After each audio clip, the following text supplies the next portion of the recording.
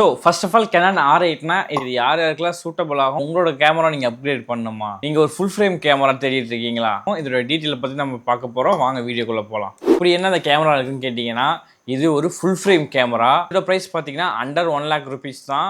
இது வந்து ஒரு ப்ரொஃபஷனல் கேமரா அல்லது நீங்கள் ஒரு ஃபோட்டோ வீடியோ ரெண்டுமே எனக்கு நீட் இருக்குது, அதுவும் Canon கேமரா தான் வேணும் அப்படின்னு தேடிட்டு இருக்கீங்களா, உங்களுக்கான கேமரா தான் இந்த Canon R8. ஸோ இது வந்து பார்த்தீங்கன்னா ஒரு full frame sensor plus kit lens 24x50 வந்துடும். இதை நீங்கள் எப்படி லாக் பண்ணணும் பார்த்தீங்கன்னா, இங்கே ஒரு ரெட் கலர் பட்டன் இருக்கும், இங்கே அகைன் ஒரு ரெட் கலர் மார்க் இருக்கும், அதை ரெண்டுத்தையும் ஜாயின் பண்ணி. ஸோ மற்றபடி பார்த்தீங்கன்னா இதில் வந்து ஃப்ளிப் ஸ்க்ரீன் கொடுத்துருக்காங்க, 360 வரைக்கும் நீங்கள் ரொட்டேட் பண்ணிக்கலாம். Mini micro HDMI cable output கொடுத்துருக்காங்க, ப்ளஸ் சார்ஜிங்க்கு C டைப் கொடுத்துருக்காங்க.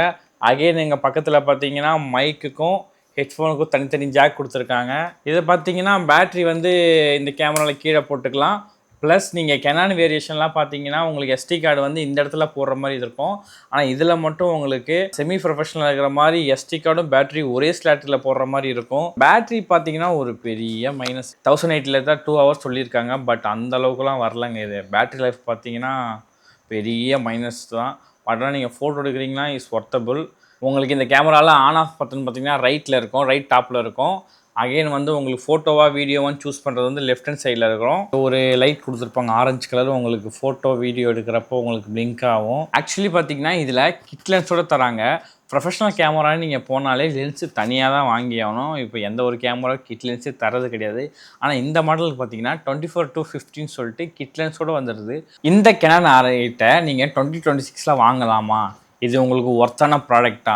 அதாவது நான் 3 விஷயம் சொல்லுவேன். Canon R8 நீங்கள் வந்து 2026 வாங்கினா உங்களுக்கு ஒர்த்தா இல்லையானா, முதல் விஷயம் பார்த்தீங்கன்னா இதோட சென்சார்.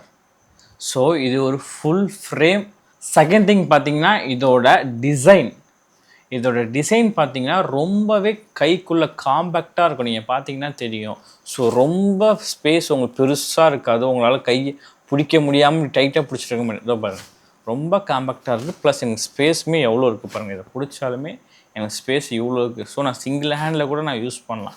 அந்த அளவுக்கு ரொம்பவும் காம்பேக்டாகவும் அண்டு வெயிட்லெஸ்ஸாகவும் இருக்குது. அதுதான் இதோட மேஜர் ப்ளஸ் பாயிண்ட்டே.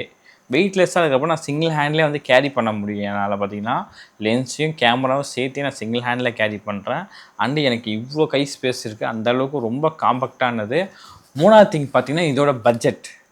நீங்கள் இந்த வந்து லென்ஸையும் பாடியையும் அண்டர் 1 lakh வந்து வாங்கலாம். உங்களுக்கு 1 lakh நீங்கள் ஒரு ப்ரொஃபஷனல் கேமரா பார்த்துட்ருக்கீங்க, இல்லை உங்களோட கேமரா நீங்கள் அப்டேட் பண்ணணும், குவாலிட்டி இன்க்ரீஸ் பண்ணணும், இல்லை ஃபோட்டோகிராஃபி வந்து இன்னுமே பெட்டராக பண்ணணும் அப்படிங்கிற பட்சத்தில் நீங்கள் தாராளமாக இந்த கேமரா வாங்கலாம்.